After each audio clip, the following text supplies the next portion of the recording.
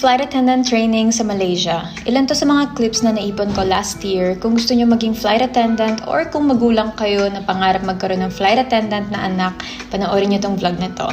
Kahit anong course, pwede po maging flight attendant. Akala ng marami dapat tourism graduate ka o mag-enroll ka sa flight attendant school.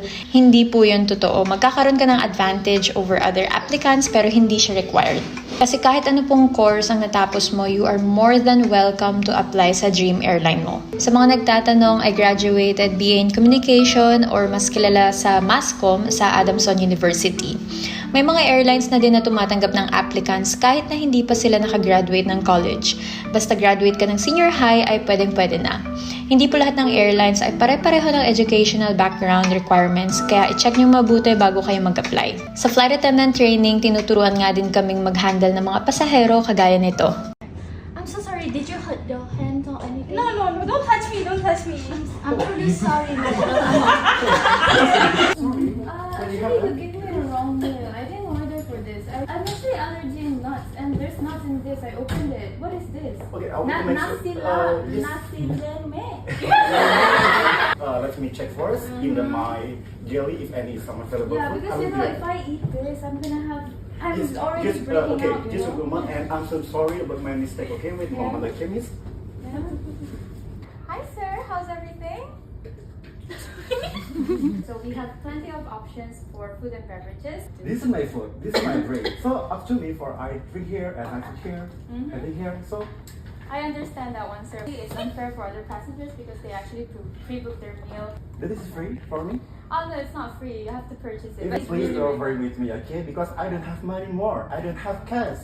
Oh, I understand that one, sir. But you know what? This is actually really good. If you wanted to just try, we have plenty of options. We have nasi lemak. It's one of the best in Malaysia.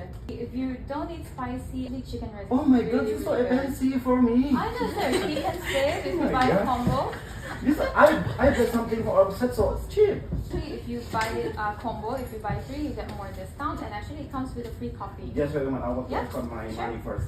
We accept other currencies as well. You can combine all of your currencies if you don't have card. But you know what? I suggest you get a big pay card because you can get more discount if you How do. many? Meron din kaming group activities para mas mahasa yung teamwork at pakikisama sa ibang group. At dito nag-lunch na nga kami. Sobrang haggard talaga ako last year to the point na halos hindi na nga ako nagpapahinga. Pero I always make time para sa mga friends ko at sila na nga rin yung tumulong sa akin para maglipat sa bagong apartment na mas malapit sa airport. Imbes na babiyahe ako ng 1 hour plus pag may traffic, naging 15 minutes na lang kaya I've decided na lumipat na ng titirahan that time.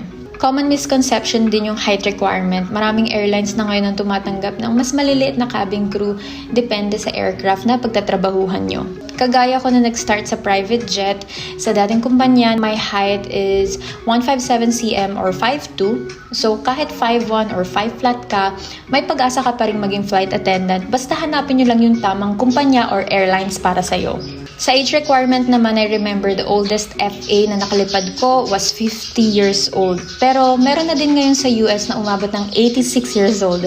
Kung hesitant kayong mag-apply dahil sa possible rejections o kung na-experience nyo na rin ma-reject, trust me, hindi ka talo pag umattend ka ng recruitment day o kung subukan mo mag-apply online. Kasi kahit na ma-reject ka, you will always gain experience at knowledge para sa susunod na sumubok ka ulit, you will become better and better. Good luck aspiring flight attendants and hope to fly with you soon.